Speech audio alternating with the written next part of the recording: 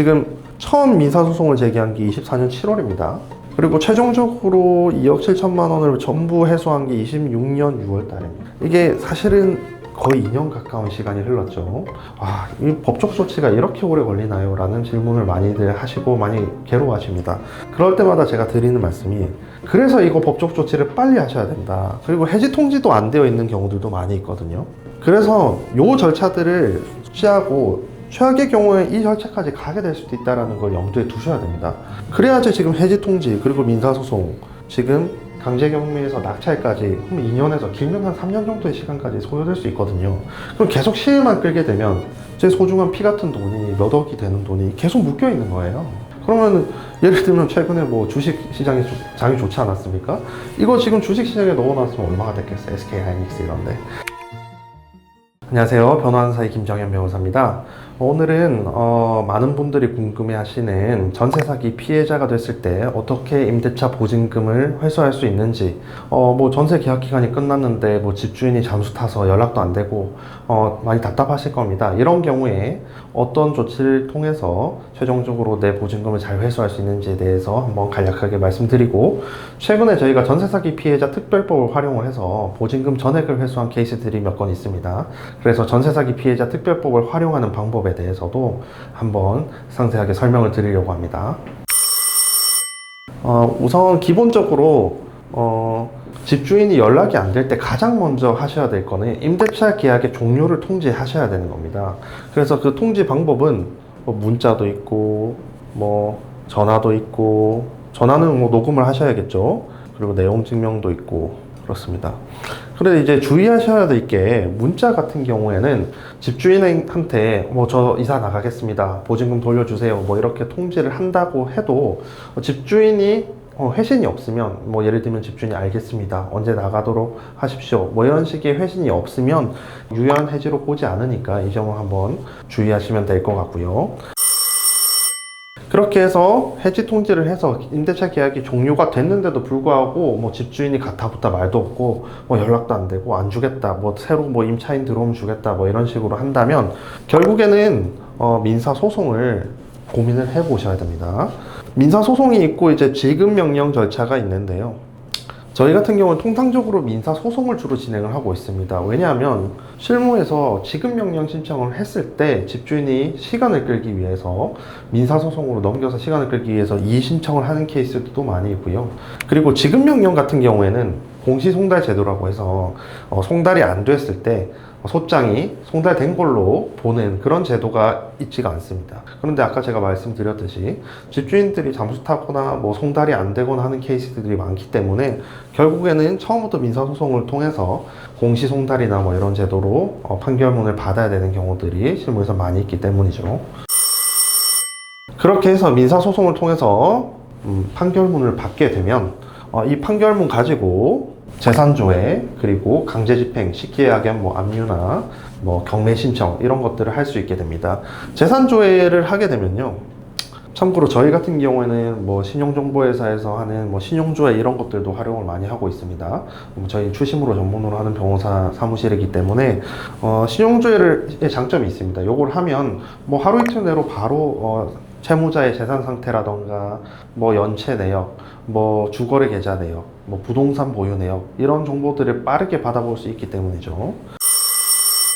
그렇게 해서 강제 경매, 그리고 통장 압류, 그리고 채무불이행자 명부 등재 이런 절차들이 있습니다.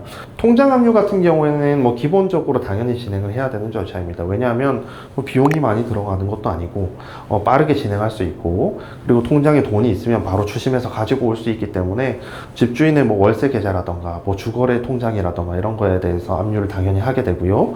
그리고 결국에는 임대차 보증금 반환 청구 사건 같은 경우에는 경매 신청까지 해야 되는 케이스들이 많습니다.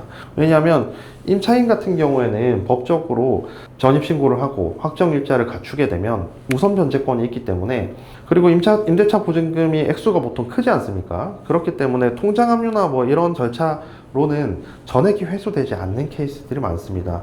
그래서 결국에는 경매 신청까지 생각을 하셔야 되는 거고요. 그런데 최근에 그런 문제들이 있습니다. 대부분 전세 사기 피해자분들이 거주하고 있는 집이 어떤 집이죠? 빌라나 뭐 오피스텔, 뭐 다가구 주택, 뭐 이런 것들이죠. 그런데 이런 집들이 최근에 시세가 많이 떨어져 있습니다. 그리고 경매를 진행한다고 해도 계속 유찰되면서 낙찰도 잘 되지 않고요. 그렇기 때문에 보증금보다 지금 낙찰가가 상당히 떨어지거나 하는 케이스들이 많기 때문에 임대차 보증금에 손실이 발생하는 케이스들도 많이 발생을 하죠. 그래서 보통 이제 상담을 오시는 의뢰인분들도 이 부분을 가장 걱정을 많이 하시는데요. 최근에 저희가 진행했던 몇 가지 사건에서 전세 사기 피해자 특별법을 활용을 해서 LH가 우선 매수권을 행사를 해서 임대차 보증금 전액이나 아니면 뭐 상당 부분을 회수한 케이스들이 여러 건이 있습니다. 그래서 이 부분은 잘 모르시거든요. 그래서 이번 영상을 통해서 한번 내용이 조금 어려울 수 있지만 제가 설명을 드리도록 하겠습니다. 전세 사기 피해자 특별법이라고 해서 정식 명칭은 전세 사기 피해자 지원 및 주거 안정에 관한 특별법이라고 하는데요.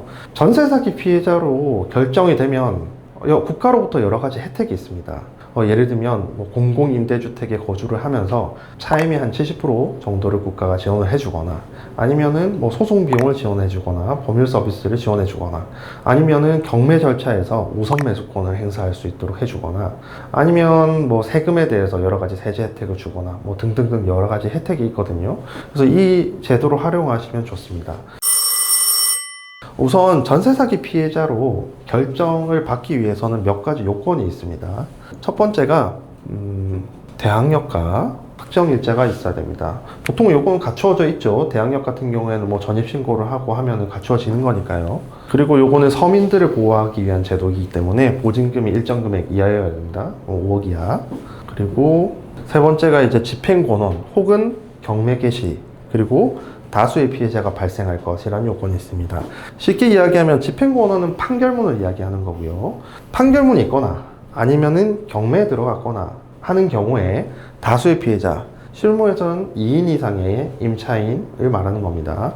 예를 들면 뭐 빌라에서 한 번에 여러 명의 전세 사기 피해자가 발생을 했다라던가, 아니면은 뭐 나랑 뭐 집주인이랑 1대1로 계약을 했다고 하더라도 집주인이 뭐 임대 사업을 하면서 여기저기 이렇게 오피스텔이나 이런 것들을 사놔서 다수의 임차인들한테 지급을 하지 못했다라던가 이런 요건들이 필요합니다. 생각보다 이것도 실무에서 단순히 1대1로 집주인과 임대차 계약을 체결을 하고 집주인이 다른 집이 없는 케이스가 많지는 않습니다. 대체로 임대 사업을 하시는 분들이니까요. 그리고 네 번째가 수사 개시 혹은 사기의 정황이 있어야 됩니다. 수사 개시가 있거나 혹은 사기의 어떤 객관적인 정황이 있어야 됩니다. 사실 실무에서는 요 수사 개시, 그러니까 경찰서에 사기죄로 고소장을 넣고요. 그러고 나서 법원에서 그러면 처벌까지 받아야 되느냐? 꼭 그런 건 아닙니다. 저희가 전세 사기 피해자 신청을 해보면 일단 경찰에서 수사가 개시가 되었다, 요 사실 자체만으로도 전세 사기 피해자로 결정을 많이 해주시거든요.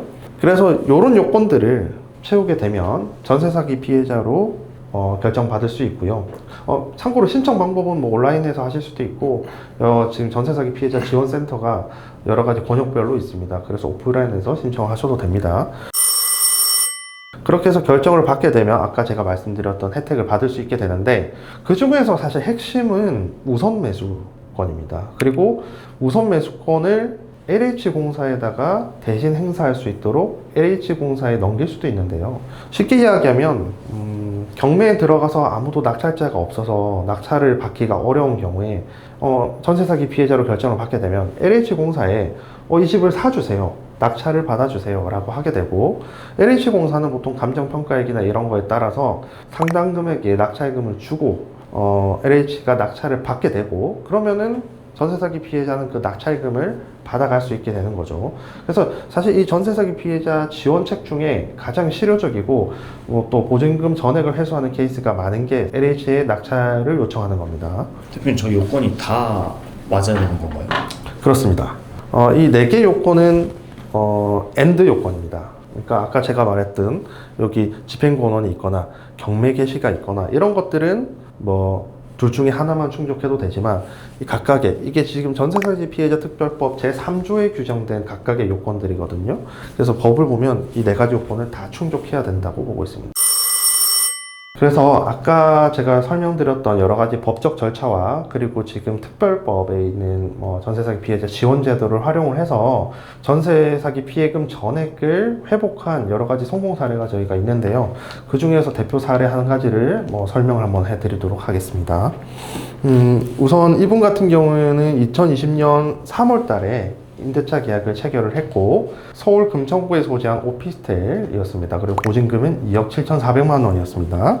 그래서 이때 임대차 계약을 체결해서 쭉 사시다가 묵시적 갱신을 해서 계속 사시고 계셨습니다. 그러다가 2024년 4월 달에 이제 집주인분한테 연락을 해서 저 이사 나가겠습니다. 보증금 돌려주셨으면 좋겠다라고 연락을 하니까 아예 연락도 아예 안 받고 내용 증명을 보내도 송달도 잘 되지 않는 상황이었습니다. 그렇게 해서 저희 로펌을 찾아오셨는데요. 결국에는 2024년 7월 달에 민사소송으로 소장을 넣었고요. 그리고 이후에 공시송달을 통해서 판결을 받게 됐습니다. 그래서 2024년 9월 말에 판결을 받게 되었습니다. 그리고 2024년 11월에 결국에는 돈을 계속 주지 않아서 강제경매 신청을 하게 됐고요. 그런데 아까 제가 말씀드렸듯이 판결을 받게 되면 신용조회를 해서 한번 재산을 본다고 말씀드렸죠. 그렇게 해서 저희가 신용조회를 했는데 집주인이 가지고 있는 여러 가지 오피스텔이 한 30개 정도가 나온 겁니다.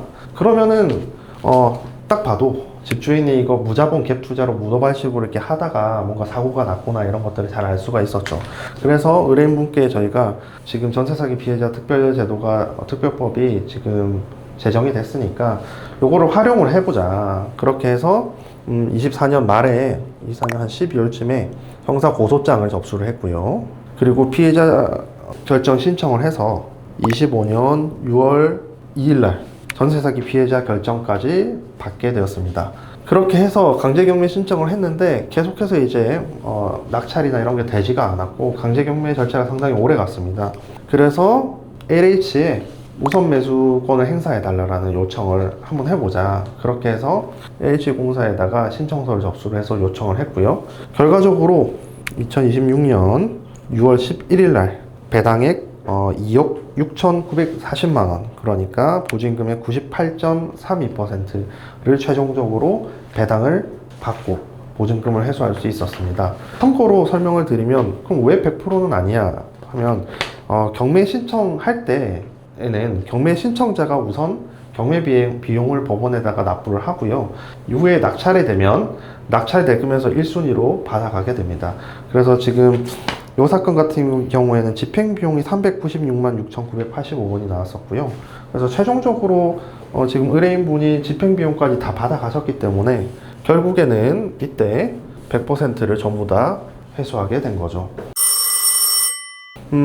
어떠셨나요? 이게 보면 지금 처음 민사소송을 제기한 게 24년 7월입니다. 그리고 최종적으로 2억 7천만 원을 전부 회수한 게 26년 6월 달입니다. 이게 사실은 거의 2년 가까운 시간이 흘렀죠. 이 법적 조치가 이렇게 오래 걸리나요? 라는 질문을 많이들 하시고 많이 괴로워하십니다. 그럴 때마다 제가 드리는 말씀이 그래서 이거 법적 조치를 빨리 하셔야 된다. 그리고 해지 통지도 안 되어 있는 경우들도 많이 있거든요. 그래서 요 절차들을 숙지하고 최악의 경우에 이 절차까지 가게 될 수도 있다는 걸 염두에 두셔야 됩니다. 그래야지 지금 해지 통지 그리고 민사소송 지금 강제경매에서 낙찰까지 2년에서 길면 한 3년 정도의 시간까지 소요될 수 있거든요. 그럼 계속 시일만 끌게 되면 제 소중한 피 같은 돈이 몇 억이 되는 돈이 계속 묶여 있는 거예요. 그러면 예를 들면 최근에 주식 시장이 장이 좋지 않았습니까? 이거 지금 주식 시장에 넣어놨으면 얼마가 됐겠어요? SK 하이닉스 이런데. 그러니까 이런 법적 절차는 다소 시일이 오래 걸린다. 그리고 지금 중간에 민사소송만 하신 게 아니고 판결을 받고 형사 고소도 하셨고 전세사기 피해자 지원센터에 신청도 하셨고 결정도 받으셨고 그 사이에 또 강제경매 신청까지 다 하신 거죠. 그러니까 여러 가지 절차들을 거치면서 이렇게 오랜 시간이 걸리게 되는 거거든요. 그래서 이런 것들을 좀 참고를 하셔서 다만 회수할 수 있느냐? 충분히 회수할 수 있습니다. 이런 식의 절차를 단계적으로 밟아가고 또 국가에서 지원하는 제도들의 요건에 해당하는지 잘 파악을 하신다면 충분히 보증금을 회수할 수 있으니까 너무 걱정하실 필요는 없습니다. 그리고 그런 질문을 하실 수도 있습니다. 만약에 낙찰가가 보증금보다 조금 상당히 낮으면 어떻게 되느냐, 이런 경우에는 사실 못 받은 보증금이랑 상계를 해서 그냥 그 집을 임차인이 가져오고, 그러니까 쉽게 얘기하면 내가 낙찰을 해서 받는 케이스도 있긴 합니다. 그런 경우에는 보증금을 전액이 해소가 안 되고 일부 손실이 발생하는 케이스가 좀 있긴 하죠. 그렇다고 하더라도 지금 넉넉히 있을 수만은 없습니다. 그리고 그 로스가 난 부분에 대해서는 아까 말씀드렸듯이 통장 압류라던가 기타 여러 가지 강제 집행 절차를 통해서 해소를 할 수가 있는 부분이니까요. 정리를 하면 우선 집주인이 연락이 안 되고 임대차 보증금을 뭐 반환해줄 기미가 안 보인다 라고 하면 빨리 해지 통지를 한다. 그 다음에 빠른 시일 내에 민사소송을 제기를 하고, 그래도 안 주면 재산주회를 하고 여러 가지 강제경매 등 강제집행 절차에 나아간다. 그리고 그 중간에 국가에서 지원하는 제도들을 적극적으로 활용한다 정도로 정리하면 될 것 같습니다. 그리고 참고로 말씀드리면 우리 사건 같은 경우에 가장 포인트가 된 게, 사실 신용조회를 해봤는데 부동산 보유 내역이 한 30개가 나왔다는 부분, 그렇게 해서 전세 사기 피해자로 결정이 돼서 LH에 우선 매수권을 행사하도록 했다는 거, 요게 가장 포인트거든요. 그래서 요걸 잘 참고를 하시고, 만약에 전세 사기 피해를 입고 임대차 보증금을 반환받지 못해서 전전긍긍 하시는 분들 같은 경우에는 반드시 법률 전문가 상담을 통해서, 특히 저희 같은 채권 추진 분야를 전문적으로 진행하는 로펌에서 상담을 받아보시면 좀 방향성이 잡히지 않을까라는 생각을 하게 됩니다. 그러면 이번 영상은 여기까지 하겠습니다. 감사합니다.